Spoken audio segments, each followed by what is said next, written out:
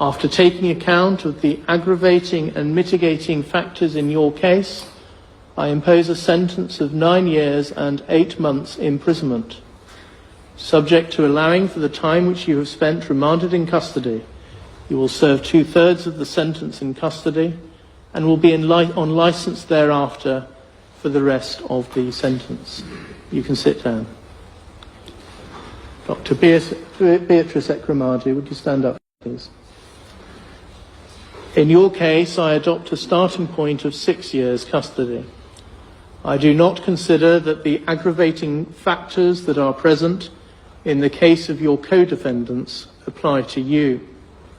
You were not directly involved in the identification of the donor, and the evidence does not show that you were directly involved in the attempts to identify a further donor after the transplant did not go ahead.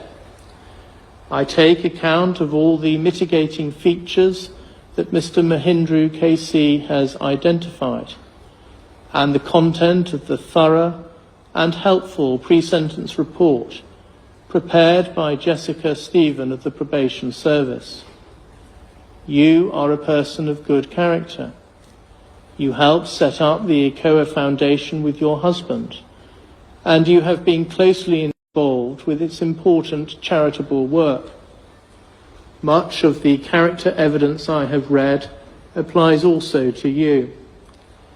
You were also motivated by the desperate plight of your daughter and by maternal love.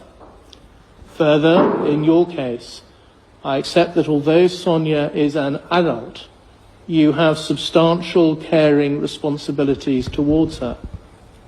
Your incarceration will have a significant impact on her, in that she will no longer be able to rely on your presence as a source of care and support. Having regard to those factors, I impose a sentence of 4 years and 6 months imprisonment.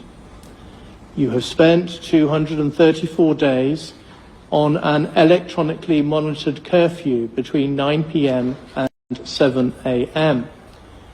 I specify that the credit period for the purposes of Section 240A of the Criminal Justice Act 2003 is 117 days.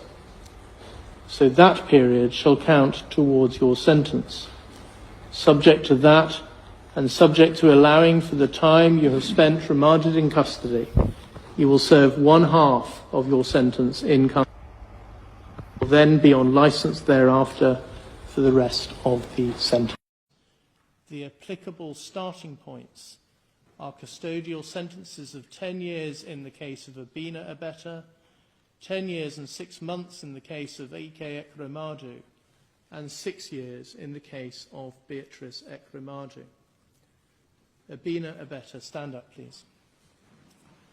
There are aggravating features in your case. You deliberately targeted a victim who was particularly vulnerable due to his young age, his isolation from his immediate family, and his poverty.